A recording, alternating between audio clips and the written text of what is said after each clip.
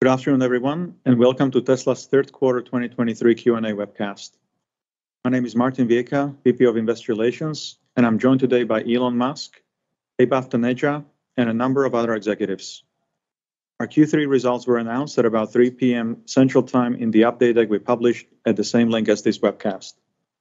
During this call, we will discuss our business outlook and make forward-looking statements. These comments are based on our predictions and expectations as of today. Actual events or results could differ materially due to a number of risks and uncertainties, including those mentioned in our most recent filings with the SEC. During the question and answer portion of today's call, please limit yourself to one question and one follow-up. Please use the raise hand button to join the question queue. But before we jump into the Q&A, Elon has some opening remarks. Elon? Thank you, Martin. So just a Q3 recap. Our last quarter was impacted by downtime for global factory upgrades that will help us reduce cost per vehicle as well as increase production. We remain focused on three main objectives, which is the cost reduction of our products, investments in artificial intelligence and other growth projects like Optimus, and continued free cash flow generation. Regarding vehicle cost, our team was able to reduce the cost per vehicle further in Q3, despite headwinds from factory idle costs and ramp-up of new factories. And we believe there's still meaningful room for improvement there. Regarding Autopilot and AI, our vehicles now driven over 500 million miles with FSD beta, full self-driving beta, and that number is growing rapidly. We recently completed a 10,000 GPU cluster of H100s. We think probably bringing it into operation faster than anyone's ever brought that much compute per unit time into production, since training is the fundamental limiting factor on progress with full self-driving and vehicle autonomy. We're also seeing significant promise with FSD version 12. This is the end-to-end AI where it's photon count in, controls out. Or really, you can think of it as there's just a large bit stream coming in and a tiny bit stream going out, compressing reality into a very small set of outputs, which is actually kind of how humans work. The vast majority of human data input is optics from our eyes. And so we are, like the car, photons in, controls out, with neural nets, just neural nets in the middle. It's very interesting to think about that. We will continue to invest significantly in AI development, as this is really the massive game changer. And I mean, success in this regard in the long term, I think, has the potential to make Tesla the most valuable company in the world by far. If you have fully autonomous cars at scale and fully autonomous humanoid robots that are truly useful, it's not clear what the limit is. Regarding energy storage, we deployed 4 gigawatt hours of energy of storage products in Q3. And as this business grows, the energy division is becoming our highest margin business. Energy and service now contribute over $500 million to quarterly profit. The Cybertruck, and a lot of people are excited about the Cybertruck. I am too. I've driven the car. It's an amazing product. I do want to emphasize that there will be enormous challenges in reaching volume production with the Cybertruck. And then in making the Cybertruck cash flow positive. This is simply normal for when you've got a product with a lot of new technology, or any new vehicle, brand new vehicle program, but especially one that is as different and advanced as the Cybertruck, you will have problems proportionate to how many new things you're trying to solve at scale. So I just want to emphasize that while I think this is potentially our best product ever, and I think it is our best product ever. It is going to require immense work to reach volume production and be cash flow positive at a price that people can afford. Often people do not understand what is truly hard. That's why I say prototypes are easy, production is hard.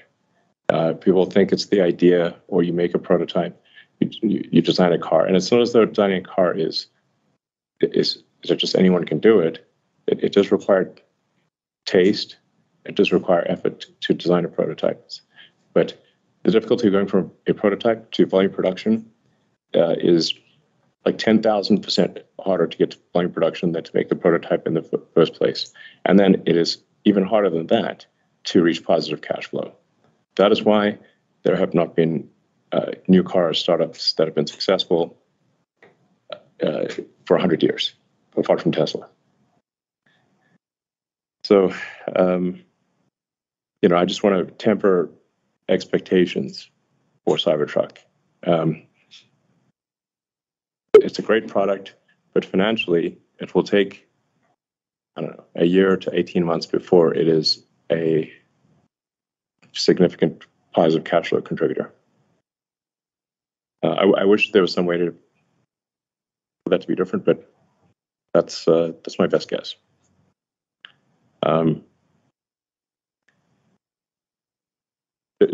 So really the demand is off the charts. We have over 1 million people who have reserved the car. So it's not a demand issue, but we have to make it. And we need to make it at a price that people can afford. Insanely difficult things. In conclusion, we continue to focus on ramping production while maintaining positive cash flow. And we continue to target and expect to have around 1.8 million vehicle deliveries, as stated earlier this year. The Tesla AI team is, I think, one of the world's best, and I think it is actually by far the world's best when it comes to real-world AI. I'll say that again. Tesla has the best real-world AI team on Earth, period. And it's getting better. And lastly, I wanted to thank all of our employees who are making a lot of extra effort during uncertain times. Thank you very much for your hard work and the impact that you're making. Thank you very much, Elon. And our CFO, Vaibhav, have some opening remarks as well. Thanks, Martin. Our vehicle deliveries in Q3 outpaced production, and we had yet another record quarter of profitability in our energy business. Congratulations to the Tesla team for their continued focus on operational excellence as we navigate through a period of economic uncertainty, higher interest rates, and shifting consumer sentiment. As Elon mentioned, our Q3 operational and financial performance was impacted by planned downtimes for our factory upgrades. This was necessary to allow for further factory improvements and production rate increases. Despite such factory shutdowns, our cost per vehicle decreased to approximately $37,500. We saw sequential decreases in material costs and freight. Reducing the cost of our vehicles is our top priority. On the operating expenses front, R&D expenses continue to rise due to Cybertruck prototype builds and pilot production testing, combined with spend on AI technologies like full self-driving, Optimus, and Dojo. We have and will continue to make investments in these areas, and hence our capital expenditure and R&D will continue to grow in the near term. However, our focus is to continue making investments through positive cash flow from operations. This year itself, we have generated operating cash flows of approximately $8.9 billion and free cash flows of approximately $2.3 billion. Our other businesses are becoming more prominent on a standalone basis, with energy business leading the charge primarily from the growth in megabyte deployments. Our services and other businesses on a year-on-year basis also continue to show positive momentum as we benefit from our growing fleet. As regards our pricing strategy, in addition to what we have shared before, I want to elaborate that most car buying happens with one or other form of financing, and hence we also view pricing in terms of monthly costs for the customer. And therefore, as interest costs in the US have risen substantially, it has required us to adjust the price of our vehicles to keep to monthly cost and parity. We've tried to offset such adjustments via focus on reducing costs. However, there is an inherent lag in cost reductions, which in turn impacts margins. To that extent, we recently announced a partner vehicle leasing program in the US, whereby you can get a standard range Model Y for as low as $399 a month. In conclusion, as we navigate through a challenging economic environment, we're focused on reducing costs, maximizing delivery volumes, and continuing making investments in the future, in particular AI and other next-generation platforms. We believe this strategy positions us well for the long term. Once again, I would like to thank the Tesla team for their efforts in the last quarter. Thank you very much. And now let's go to investor questions. The first investor question comes from Craig. How many Cybertruck deliveries do you anticipate for 2024? It's difficult to make an accurate guess at this point. Going back to what I said earlier, that the ramp is going to be extremely difficult.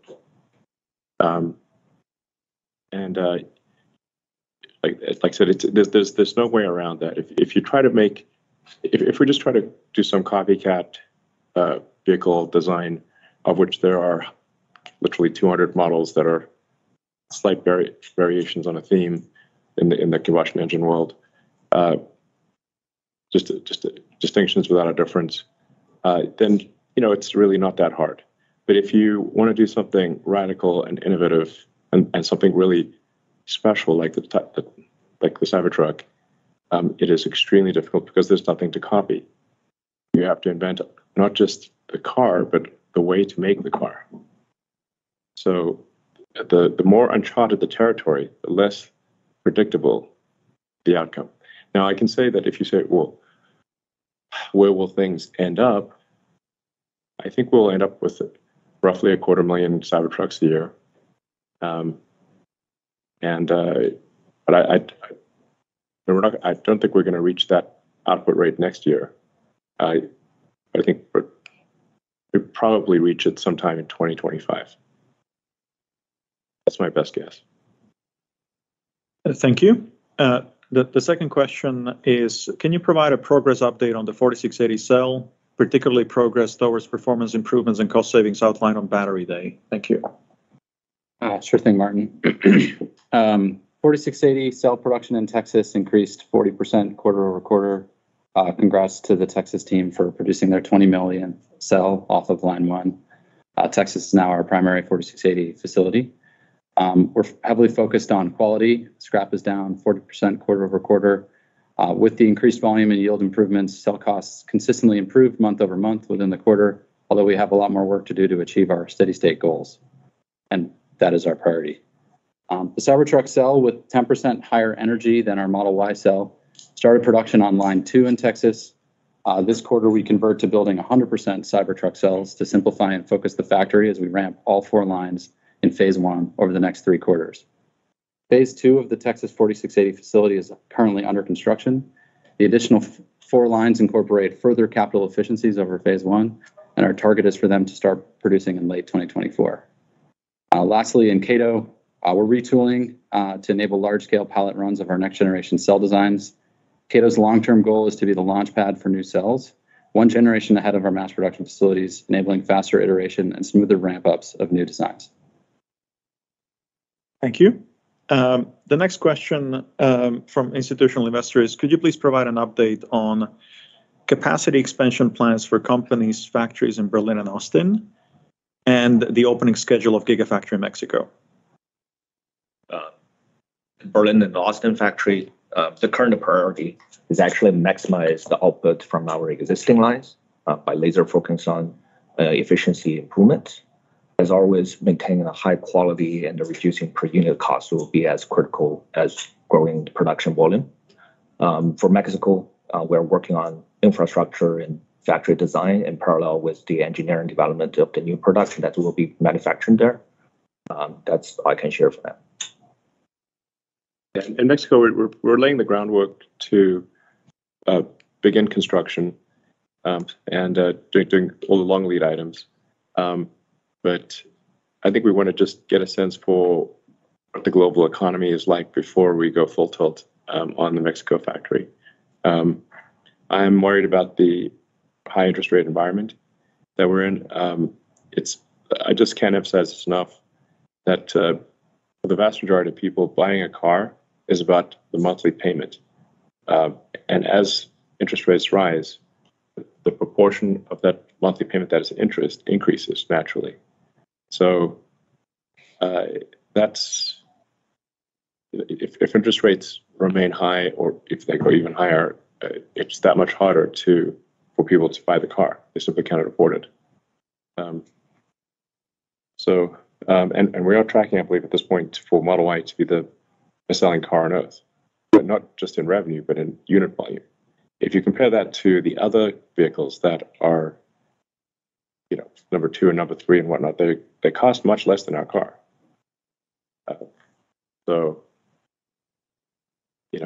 We're just hitting law of large numbers situations here. I know people want us to advertise, and we are advertising. I think there is something to be gained on the advertising front. I don't think it's nothing, but informing people of a car that is great that they cannot afford doesn't really help. So that is really the thing that must be solved, is to make the car affordable, or the average person cannot buy it for any amount of money, or they simply can't afford it. They can't afford it. So this is a big deal.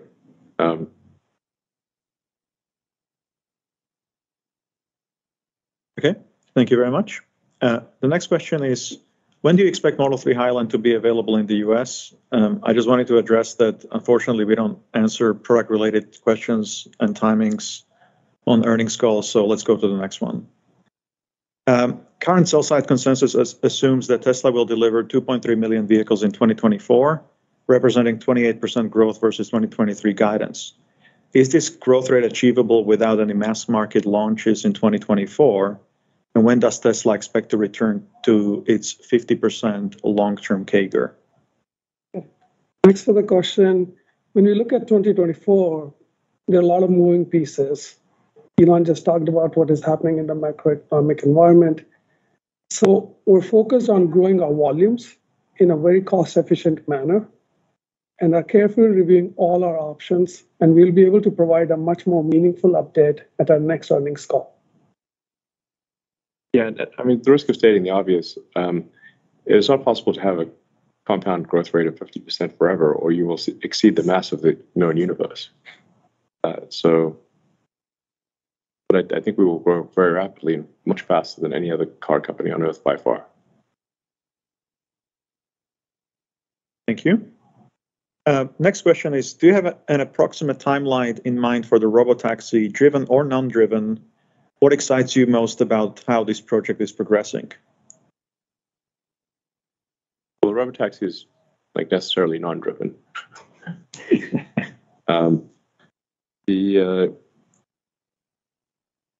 I guess I'm very excited about our progress with autonomy.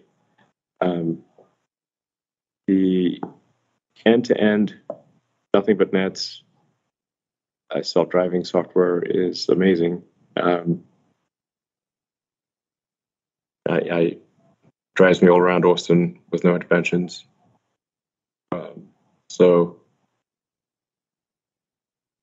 It's clearly the right move. So it's really pretty amazing. And obviously that same software and approach will enable Optimus to do useful things, and enable Optimus to learn how to do things simply by looking. So, extremely exciting in the long term. As I mentioned before, given that economic output is number of people times productivity, if you no longer have a constraint on on people, effectively you've got a humanoid robot that can do as much as you'd like. Your economy is quasi infinite, or infinite for all intents and purposes. So, and I don't think anyone's going to do it better than Tesla, not by a long shot. Boston Dynamics is impressive, but their robot lacks a brain. Sort of like the Wizard of Oz or whatever. Tin Man. Yeah, lacks a brain. And then you also need to be able to design the humanoid robot in such a way that it can be mass manufactured. And then at some point, the robots will manufacture the robots. Now, obviously, we need to make sure that there's a good place for humans in that future, and we do not create some variant of the Terminator outcome. So we're going to put a lot of effort into localized control of the humanoid robot. So basically anyone will be able to shut it off locally, and you can't change that even if with like a software update, you can't change that. It has to be hard coded. Thank you. The next question is, why was the price dropped on FSD if it is getting better and robotaxi is expected so soon?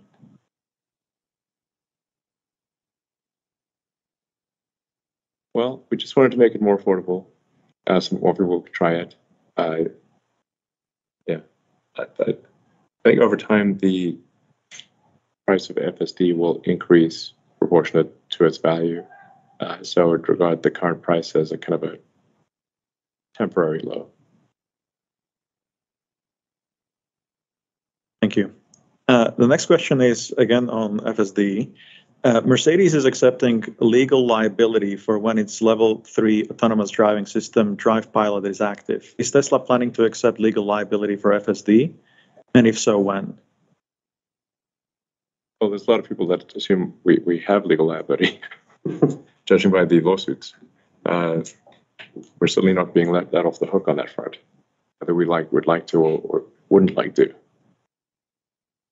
So, I mean, I think it's important to remember for everyone that Mercedes' system is limited to a few roads in Nevada and some certain cities in California. It doesn't work in the snow or the fog. It must have a lead car, marked lanes, only 40 miles per hour. Our system is meant to be holistic and drive in any conditions, so we obviously have a much more capable approach, but with those kind of limitations, it's really not very useful. I think some people understand the profundity of the Tesla AI system. Most but very, very few. It's basically baby AGI. It has to understand reality in order to drive. Baby AGI. Thank you. The next question on Optimus. Will Optimus be working on Gigafactory lines next year? If so, how many would you guess will be deployed?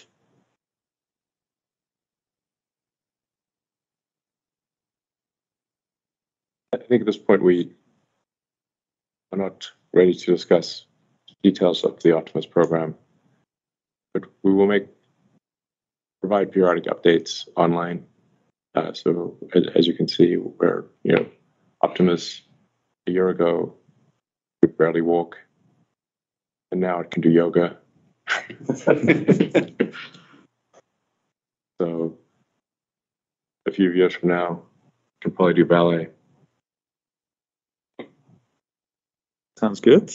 And the last question from investors is, neural net path planning represents a significant advance in capability and safety for FSD. What steps is Tesla taking to make this technology available outside the US? Yeah, our approach has been to try to get it, like the more places we try to make it work, the harder the problem is. So the reason we don't do it in all countries simultaneously is that it would take much longer to make it work anywhere at all. That's why it's currently just North America. And also for most parts of the world, you have to get approval before deploying things. whereas in the US, you can deploy things at risk, or at least you can take liability for what you deploy. So it's whereas most countries require some sort of extensive approval program. So we only want to go through that extensive approval program when we think it's kind of ready for prime time in that country. I apologize that it's not in those countries, but we keep finding ways to make it better, and it needs to drive. It needs to drive such that it exceeds the even unsupervised, significantly exceeds the probability of injury of a human. Or significantly better, a lower probability of injury than a human by far. I think we're tracking to that point very quickly. Obviously, in the past, I've been overly optimistic about this. The reason I've been overly optimistic is that the progress tends to sort of look like a log curve, which is that you have kind of rapid initial improvements, that if you were to extrapolate that sort of rapid, fairly linear rate of improvement, you get to self-driving quite quickly, but then the rate of improvement curves over logarithmically and starts to asymptote. That's now happened several times. I would characterize our progress in real-world AI as a series of stacked log curves. I think that is also true in other parts of AI, like LLMs and whatnot. Series of stacked log curves. Each log curve gets higher than the last one. So if you keep stacking them, keep stacking logs, eventually you get to FSD. Thank you. Let's now go to analyst questions. The first question comes from Will Stein from Truist. Will, please go ahead and unmute yourself. Great. Thanks so much for taking my question, and thanks for all the updates today. We learned earlier in the call, it sounds like you don't think the truck will ramp to significant volume until its third year of production. Should we have a similar anticipation for the ramp of the next-gen platform, or is there any reason that we should be maybe more optimistic or pessimistic about the ramp profile there? Thank you. Yeah, I mean, to be clear, it's not really the third year of production. It's kind of like the 18th month of production is roughly my guess. So it's just that it'll happen. Is that it starts this year, spans next year, and gets to 2025. So technically, there are 3 calendar years in there, but there's actually only 18 months, not 3 years. I would be very disappointed if it took us, and that would be shocking if it took us 3 years. But 18 months from initial deliveries to reach volume and reach prosperity with an immense, I can't tell you how much the blood, sweat, and tears level required to achieve that is just staggering. I've been through it many times, and then here we go again.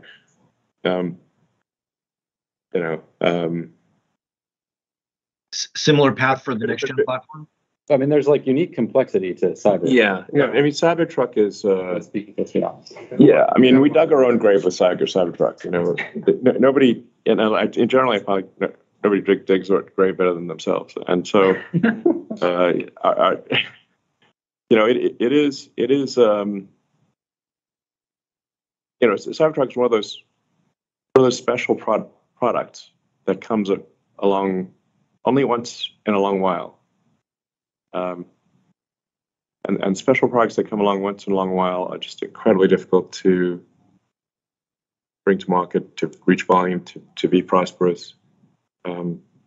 It's fundamental to the nature of the newness. So now the sort of high volume, low cost, smaller vehicle is actually much more conventional In terms of like the technologies we're putting into it, we didn't have to invent how to bend full hard stainless steel or have mega 9,000-ton castings or the largest hot stamping in the world or new high voltage, low voltage architectures. It's learning from everything we've done. So we hope it will ramp faster than the technology. We also went through like a ruthless simplification exercise. Yeah, we did. There's significantly less parts, and you're only as fast as the slowest part. If you have less of those, that means you could probably be faster. Yes, exactly. I mean, that said, it's still pretty revolutionary in how we're going to build it. It is. Yes, it's the manufacturing approach for the high volume small vehicle is revolutionary. But not revolutionary quite in the same way as the Cybertruck. I think it will be quite a fast ramp. So as Lars was saying, we're doing everything possible to simplify that vehicle in order to achieve a units per minute level that is unheard of in the auto industry. Yeah, I mean, the simplification makes it easier to automate. It also makes it lower cost. Yeah, like it's intrinsically lower cost. Yeah. Let's be clear, it'll be cool, but it's utilitarian.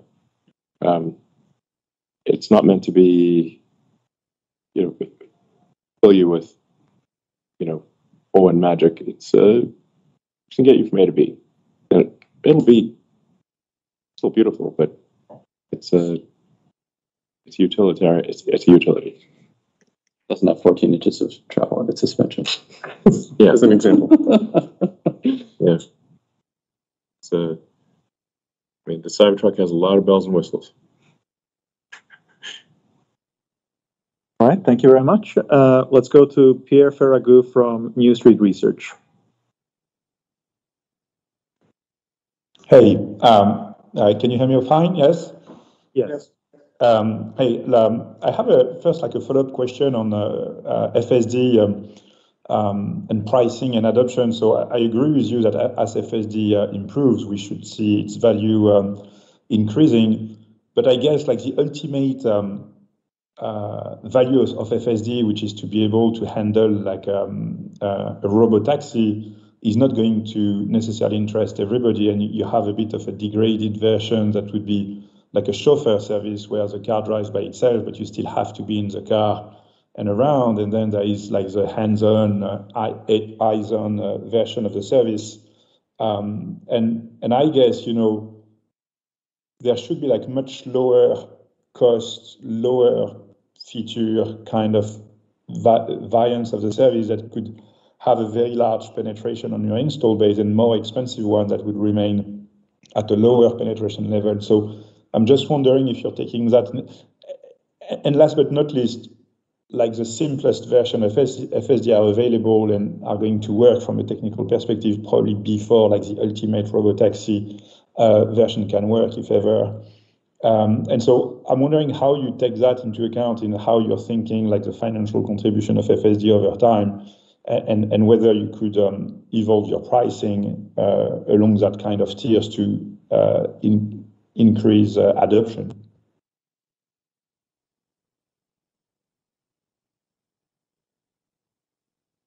Yeah, I mean, a fully autonomous vehicle, I think Pierre, sort of the economics of a fully autonomous vehicle are truly astounding in a positive way. When you look at passenger vehicles today, they only get about 10 to 12 hours of usage per week. That's, if you drive an hour and a half a day on average, that's roughly 10 hours a week out of 168 hours. And then there's also, you got to have parking and insurance. You got to take care of the car. It's there's a lot of overhead. So, I mean, it's the economics of the system are just insanely positive, if given that the car, like all of the cars we're making and have made for a while, we believe are capable of full autonomy. So then if you're able to, say, increase the utility of that car by, I don't know, a factor of 5, which still only means that it's being used for maybe 50 hours a week out of 168. So you're still assuming that still assumes less than a third of the hours of the week it is doing something useful. You've increased the value of that by 5, but it still costs the same. Like you have something, then we're a hardware company with software margins.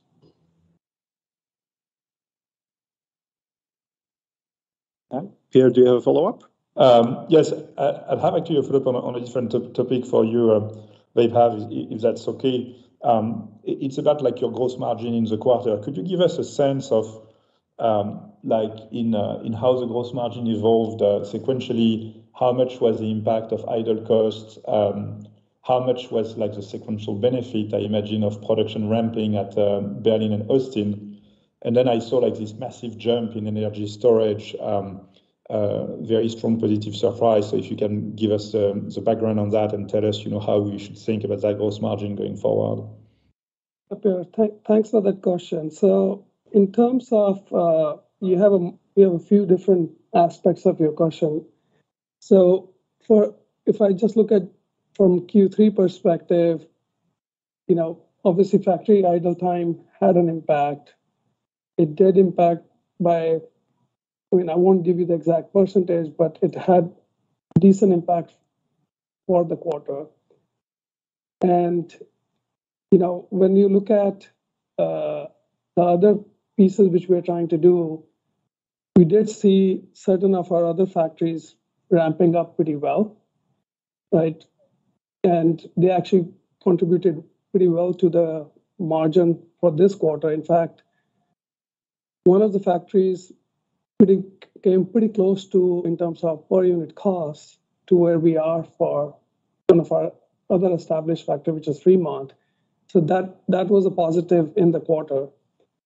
And when it comes to energy margins, Megapack deployment was the key driver there. And that product has done well. On the cost curve also, we've been able to do a lot there. But I do want to caution that, Megapack deployments are a bit lumpy. So yes, we had a great quarter this period, but depending upon where we are trying to deploy that product in different markets, you would see periods wherein there would be downward pressure on deployment because of us trying to get the product to that place where product in transit. Yeah. Yes. Yeah. Okay, thank you very much. Let's go to Rod Lash from Wolf Research. Rod, feel free to unmute yourself. Thanks. Really nice to see the rate of vehicle cost improvement despite the downtime that you took. You've taken now about $2,000 out of the average vehicle cost over the past year. Can you give us maybe a sense of the rate of improvement that you see from the changes that you alluded to, the factory changes you alluded to? Is there a way maybe to convey the speed of improvement on your existing product from here? And then related to that, can you share the timing of your next gen, the lower priced product that you talked about earlier this year? Yeah, so just in terms of product margins, there are lots of puts and takes when you look into this. There are certain things which we control, and there are certain things which we don't control. We expect that we'll get some benefits from our cost reduction efforts, which are all underway. But on the other hand, we just finished our factory upgrades late in Q3. Some of these factories are still in the early ramp phase in Q4. We're still not up to where we want those factories to be, so they'll impact in the near term. Plus, like Elon mentioned, we're going to be ramping Cybertruck, which is going to be another headwind which we'll be dealing with.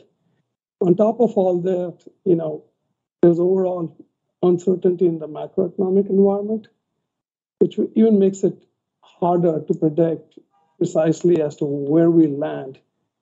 But yes, this is something which, it's an evolving thing which we're observing every day and reacting to it on a daily basis. I would just say that on the cost reduction efforts, like we are unflagging in our pursuit of additional cost downs for 2024. We do have a good pipeline of them and work on both the engineering side and the factory operations side. And our intention is to like maintain or exceed the trend that you saw. We're trying as hard as we possibly can. The timing of the next gen product, can you share that? Not at this time. Okay, and just as a follow-up, obviously price is also a driver of demand, but that's obviously not happening in a vacuum.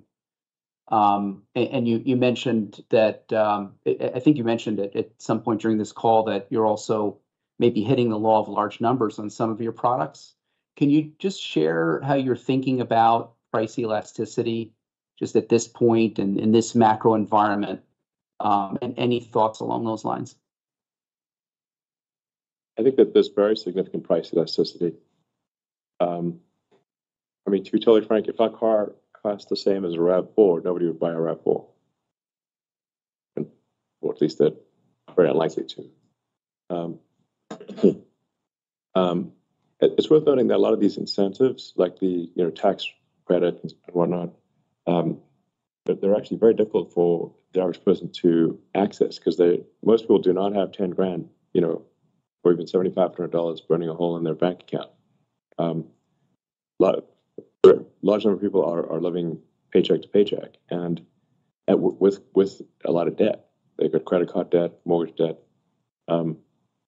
So that's reality for most people. It's sometimes difficult for people who are high income earners, and I'd say high would be like someone who's earning over $200,000 a year, to understand what life is like for someone who is earning $50 or $60 or $70,000 a year, which is most people. So that, like, for a lot of people, like these tax credits just they can't front $7,500 for 18 months or even 6 months to get for the tax credit, and they actually don't. It's okay to even have that. Then I have $7,500 in taxes. So, it's really just the vast majority of people is how much money do they have to pay immediately and how much per month. That's it. And you can stop right there. And our car is still much more expensive than a RAV4 when you look at it that way. One other thing which I'll add, when you look at, car buying in general, we're trying to get to the next set of EV adapters. And not an EV adapter, just next. Who wants a great car? Exactly. It's not sometimes you get these honestly, I'd say it's like somewhat correlates with the why doesn't everyone work from home crowd. I'm like, I mean, this is like some real Marie Antoinette vibes from people that say, why doesn't everyone work from home? Like, what about all the people that have to come to the factory and fill the cars? What about all the people that have to go to the restaurant and make your food and deliver your food? It's like, what are you talking about? I mean, how detached from reality does the work from home crowd have to be? While they take advantage of all those who cannot work from home. So, I mean, you have to say, like, why did I sleep in the factory so many times? Because it mattered. So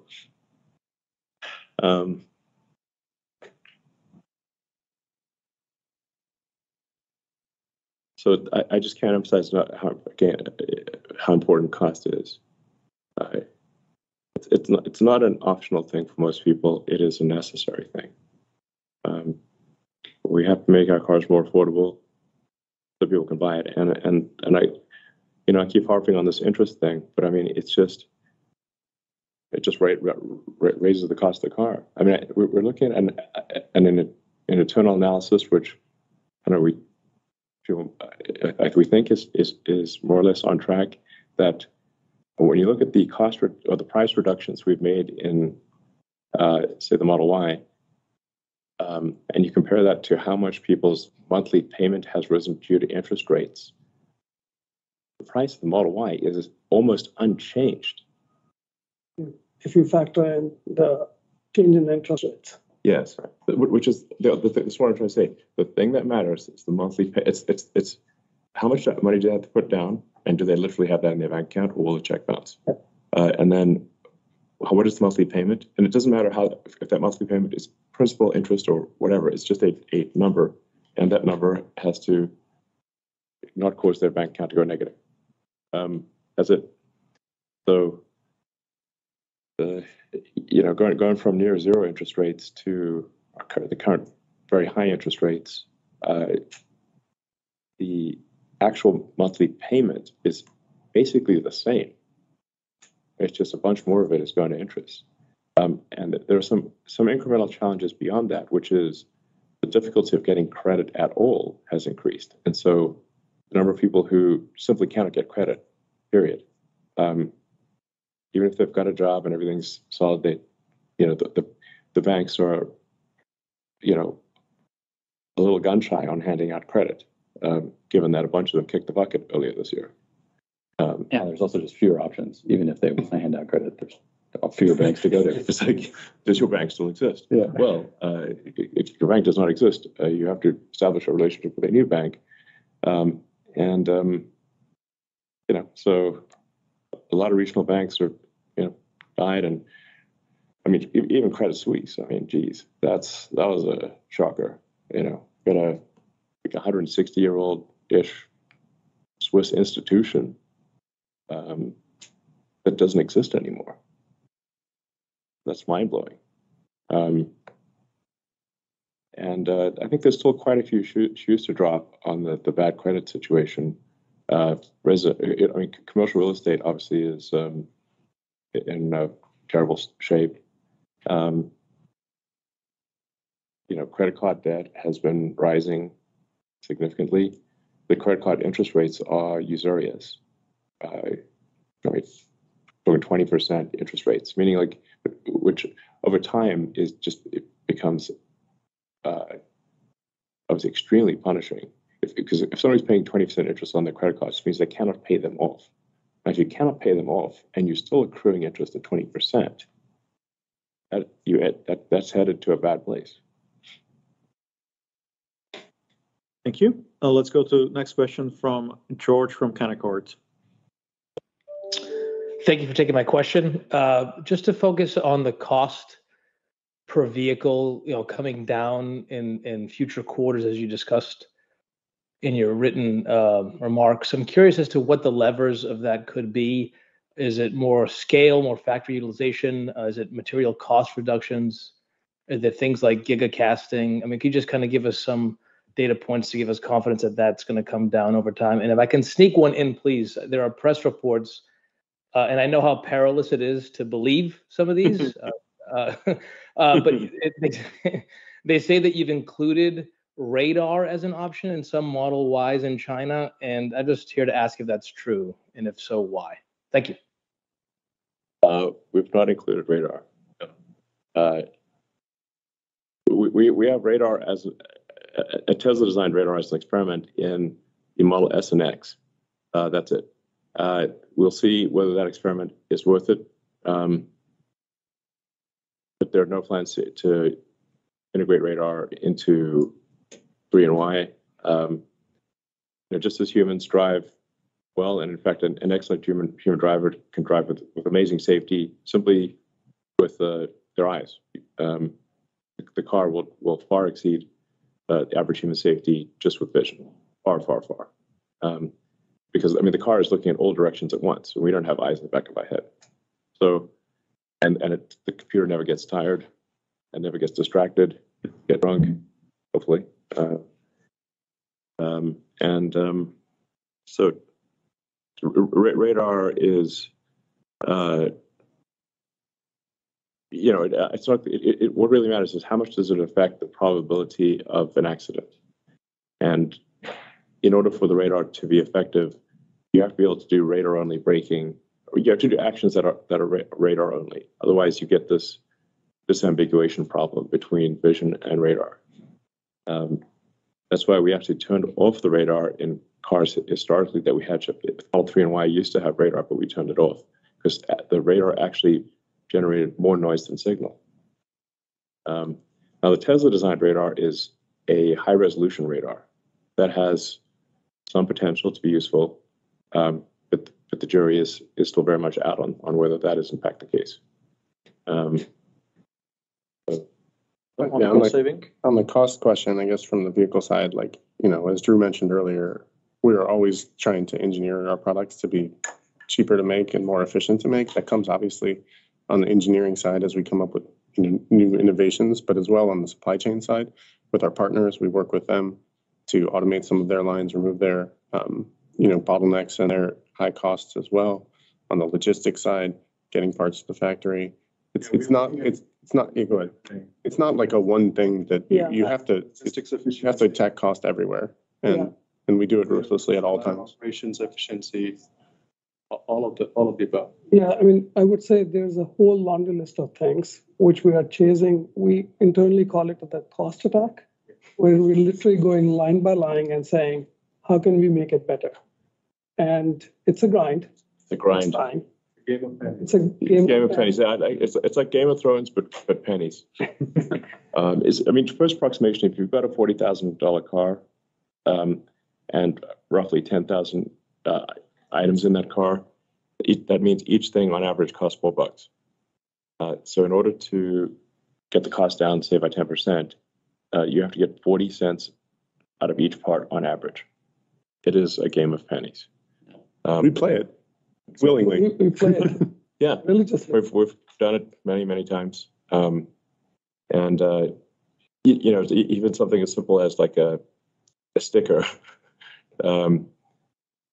There's too many stickers internally in the car that nobody ever sees. There's something as simple as a QR code. You might think, well, putting a QR code on a part, why not just put them on there? It's like, well, are we actually going to use that QR code? Costs a penny. Yeah, exactly. And then inevitably, sometimes the QR code doesn't go on properly, or you can't read it properly, and then it stops the line. Costs more than a penny. Yeah, absolutely. So it's chipping away with it. I mean, it is trying to. It does feel like digging a tunnel with a spoon at times. Very much escaping prison. Yeah. On top of it, like we said, we did some factory upgrades, so we expect volume to go up. That would also bring some savings from higher production. But then on the flip side, we're going to be ramping a new product like Cybertruck, which we talked about. So those are the real puts and takes which we are working through. Yeah, but there's not like some accidentally, some brick of gold that we've got and left in the car, unfortunately. And it's, we're trying to be very rigorous about improving the quality and capability of the car, because it's like any fool can reduce the cost of a car by making it worse, and just deleting functionality and capability, and that's how cool this sort of the any fool. It's like if you want to lose weight and you say, well, I need to lose 15 pounds right away. Well, you could chop your arm off, but then you're sitting there with one arm. You're still fat. so sort of like you gotta work at it. Yeah, you actually have to eat less food and work out. That's the actual way. And doctor's advice. Yeah, it's not super fun because food is delicious, and I personally am not I don't love working out. I know some people do. I wish I did, but I don't. Unless moving the mouse consists of working out, in which case I love moving the mouse. All right, let's go to Colin Langham from Wells Fargo.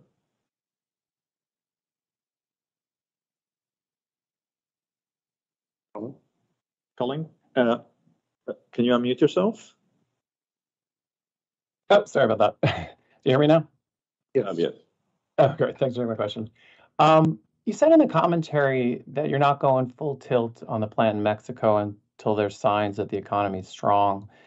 Can you continue at a 50% CAGR without that plant? And where would that come from? And any color on what you mean, sort of not going full tilt? Could that plant get delayed indefinitely? Or what are we kind of talking about? No, we're definitely making the factory in Mexico. We feel very good about that. We put a lot of effort into looking at different locations, and we feel very good about that location. And we are going to build a factory there, and it's going to be great.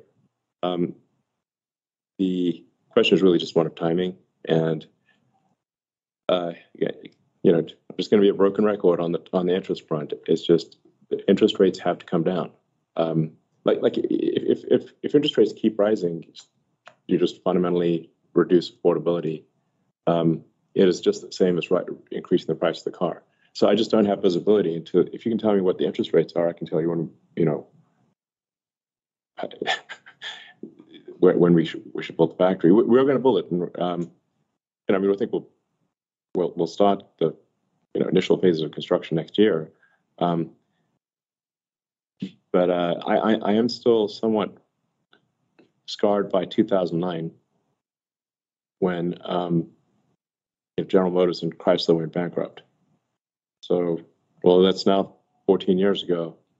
That is seared into my mind with a branding iron. Because Tesla was just hanging on by a thread during that entire time, and and we closed off a financing round in 2008 at 6 p.m. December 24th, Christmas Eve. And if we had not closed that financing round, we would have bounced payroll 2 days after Christmas. So we actually closed that round on the last hour of the last day that it was possible. Stressful, to say the least. And then barely made it through 2009. So I'm like, I don't want to be going at top speed into uncertainty. A lot of wars going on in the world, obviously, as well. And we have room here, like in Giga, Texas. You said we still have room in this building. It's not full with Cybertruck and Model Y, and there's plenty of growth opportunities still to have inside the building where our team already is. We also have 2,000 acres here. Yeah, so there's also a bunch more. We're actually only occupying a tiny corner of the land that we have. But we could technically do all the scaling necessary just here.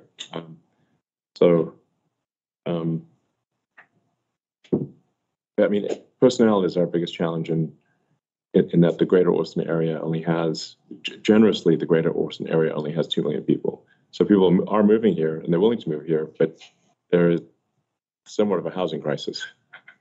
They got to live somewhere. Okay,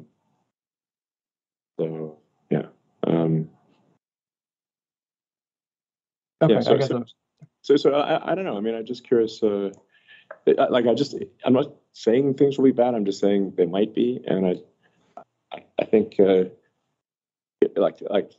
Tesla is an incredibly capable ship, but if we need to make sure, if the macroeconomic conditions are stormy, you should, even if the best ship is still going to have tough times. The weaker ships will sink. We're not going to sink, but even a great ship in a storm has challenges. Now that storm will apply to everyone, not just us, and not just the auto industry. It'll apply to everyone, I think. Apart from necessary sort of staples like food and stuff, but so I don't know. If interest rates start coming down, we will accelerate. All right. If anybody's got any guesses on this, I'd love to be less wrong. and I apologize if I'm perhaps more paranoid than I should be, because that might also be the case, because I have PTSD from 2009, big time. And in 2017 through 19 were not picnic either. That was very tough going.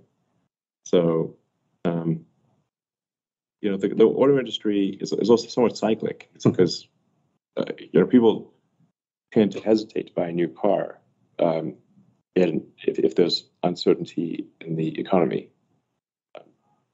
So it's, car companies do very well in good economic times, and they don't do as well in tough economic times. So it's just, whereas if somebody's selling bread, then I think, that people still need to have bread. Yeah. Yeah, you need bread. You need food all the time. But new car, you don't have to have right this minute. Especially if there are wars going on, and then that impacts your sentiment. Yeah. I mean, if people are reading about wars all over the world, buying a new car tends to not be front of mind. All right. Unfortunately, that's all the time we have today. Thank you very much for all of your good questions, and we'll see you again in 3 months. Thank you very much.